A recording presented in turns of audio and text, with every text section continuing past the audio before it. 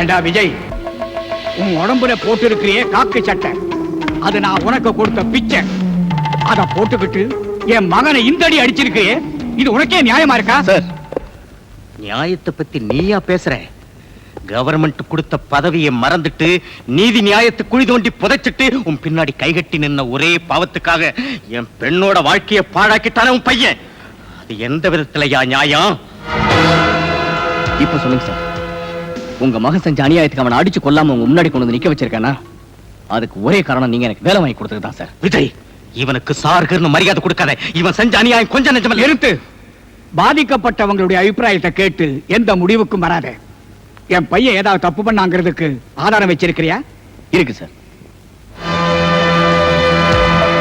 Cassette தானே? ஆமா.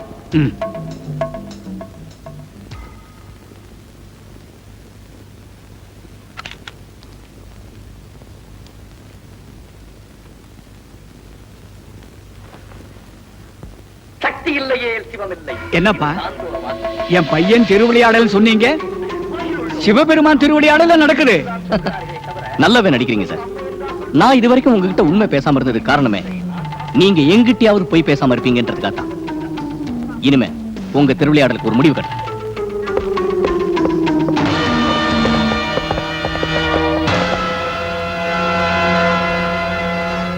இவனை உங்க கைக்குழியா வச்சுக்கிட்டு கேசட்டையா மாத்துறீங்க. ஒரிஜினல் கேசட் எங்கிட்ட இருக்கு. அதை எங்க போட்டு காட்டணுமோ அங்க போட்டு காட்டுறேன்.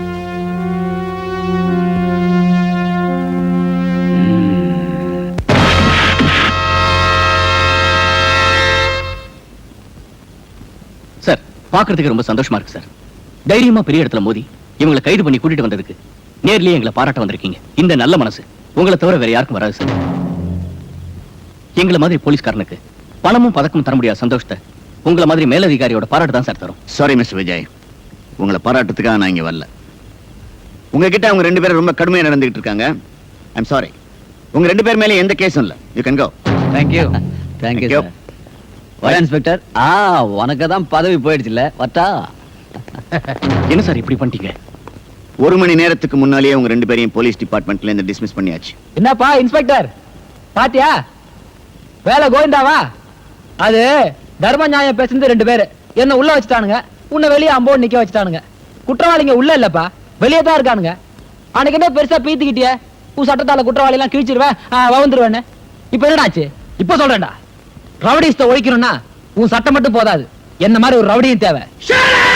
சத்தம் போட்டவங்க வாய் அடக்கிட்டீங்க, எங்க பதவியை பறிச்சிட்டீங்க. உங்களுக்கு மட்டும் இந்த அதிகாரம் எத்தனை நாளைக்கு சார்? பெரிய இடத்து பசங்களுக்கு பாதுகாப்பா இருக்கிற நீங்க அவங்களுக்கு எதிரியா மாறிட்டா அடுத்த நிமிஷமே எங்க நிலைமை தான் சார் உங்களுக்கும்.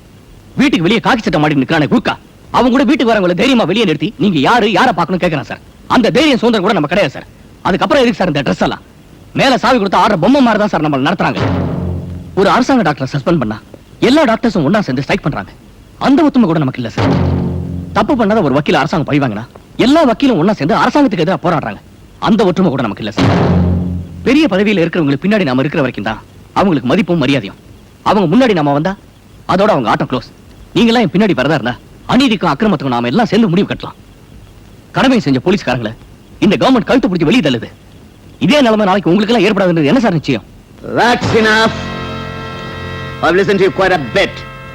Now get going. இந்தடா ஏண்டா, என்ன தைரியம் இருந்தா நீ குடிச்சிட்டு போலீஸ் ஸ்டேஷன் முன்னாலேயே விழுந்து கிடப்ப. இது சுதந்திர நாடு, நான் சுதந்திர மனுஷன். எங்க வேணாலும் குடிப்பேன், எங்க வேணாலும் படுப்பேன். என் காசுல நான் குடிக்கிறேன், நீ யாரா கேக்குறதுக்கு? ஏண்டா சட்டமா பேசுற? எந்திரா பேசுவேன். நாட்டுக்காக தியாகம் பண்ண தலைவர்களோட போட்டாவை உள்ள சட்டம் போட்டு மாட்டி வச்சுட்டு வெளியில சட்டத்தை ஏமாத்துறவங்க யோக்கியமா பேசும்போது நான் பேசக்கூடாதா? என் மேல கை வைக்கிற, நான் உன் மேல கை வைக்கிறேன். ஏண்டா கைய வட வைக்கிற? போடா.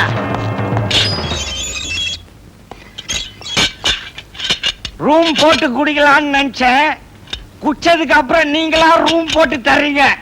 ரொம்ப நன்றிங்க. அண்ணா நீங்க எப்படிங்க? அவன் சட்டத்தை ஏமாத்திட்டு வெளியே போவான், நான் சட்டத்தை ஏமாத்திட்டு உள்ள வந்திருக்கேன். எதுக்கு? உன்னை வெளியே அனுப்புறதுக்காகத்தான். என்ன சொல்றீங்க?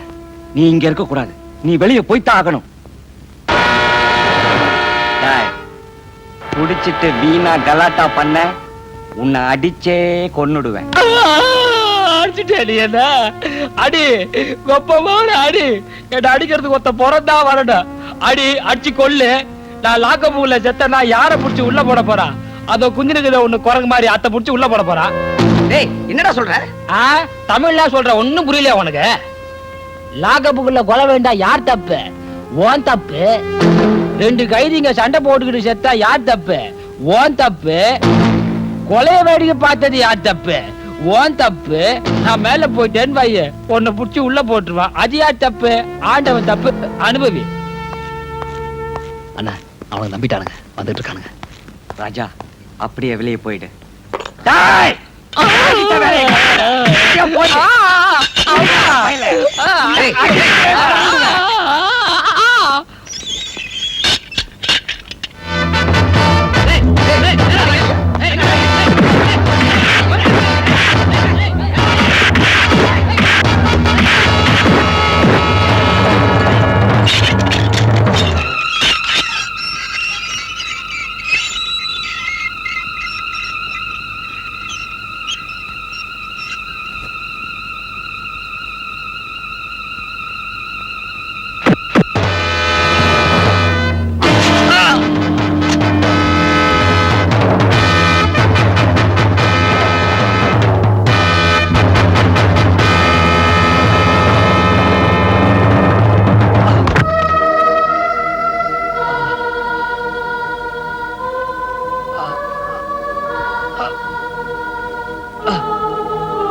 ராஜா நல்லபடியா விஜயோட போய் சேரணும் அவனுங்க அநியாய அக்கிரமத்தை எல்லாம் ஒழிக்கணும்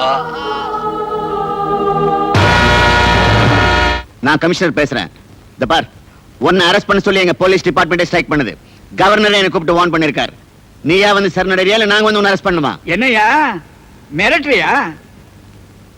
உங்க ஆளுங்கள்ல எங்கிட்ட கை நீட்டி வாங்காதவங்களே கிடையாது.